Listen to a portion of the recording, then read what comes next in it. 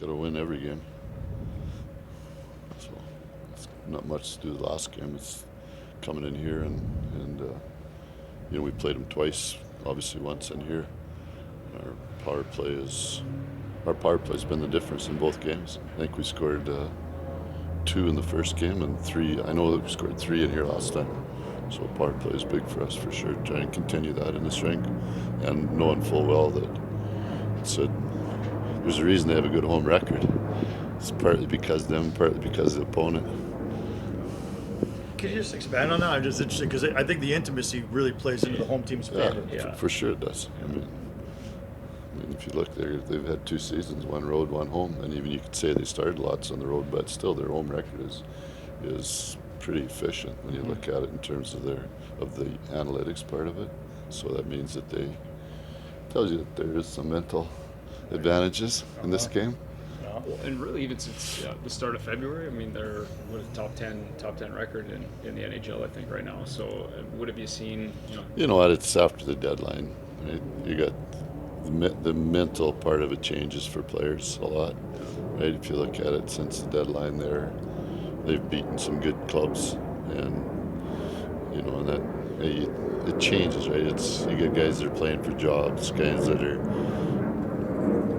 playing for a contract. There's so many things that change for teams like this now. Yeah, well, it takes a little bit of that pressure off. I suppose maybe play a little freely. Is that? Yeah, but I think what I still at the same time that's one thing about their club is they have really good structure though, right? So if you stay within, it's that structure freedom part of it, right? So if it's just freedom, and no structure, you get your ass kicked. So it's when you look at they have those 2 kids that are playing really well, Keller and Hayton, right? So that's structure freedom. Tell us about Keller. I think a lot of people are surprised to see the numbers he's put up. Yeah, I don't think so. I think he's a high prospect, high-end kid, high skill set for sure.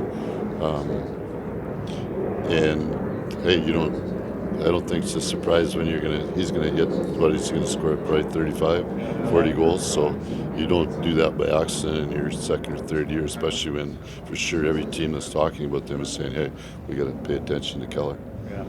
Yeah, he's been on your radar since he came. So it's sort of like talking the other night about when we played Ottawa and talking about 18 for them, right? Mm-hmm. Even though Brady drives the bus for him, 18 is you got to manage him. And still the other night he scores a goal for them, and you look. You can say all you want. Michael does an awesome job against them the whole game, but he still puts numbers up. How have you looked at your penalty kill, I should say, over the last couple of weeks here?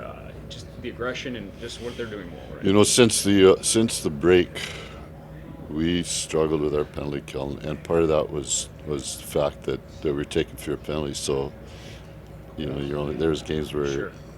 The Anaheim game we didn't have a penalty. So your percentages don't look as good, but there's still fundamentals in your penalty killing that have to be in play. And when guys lose their so we use 7 forwards and pretty much 3 to 5 defensemen on it all the time. If one of those guys loses fundamental, and you're in a 3 or 4 penalty game, one of those guys is off, then you're going to get scored on, so it doesn't look as good. So the fundamentals of penalty killing, even though there's the style has changed in penalty killing, even this year you're seeing changes in the way teams kill from the old days, but there's the fundamentals are still there. There's the face-offs, there's the clears, there's the blocks, there's the pressures up ice, there's the support, there's blocking shots, things like that are still critical in it. But one guy's off, then you have trouble with it. Because that pressure, unless you have that support, the pressure doesn't work as well. Is that fair to say? Yeah, it's and for our team too, it's been a real adjustment for our team because, quite honest, last year. Eric Gudbranson and Shelley were good penalty killers for us, right? So you're bringing guys in that not used to killing or learning it as you go, and that's the only way you learn to kill penalties is you do it during a game. You can't practice killing penalties. Obviously, you got the goal the other night, but there's been a bit of offense too on the kill lately. Is there a reason for that particular? Or is it kind of the fundamentals? No, we've stressed trying. Obviously because we're 5-5, we have some guys that struggle to score, so we've stressed.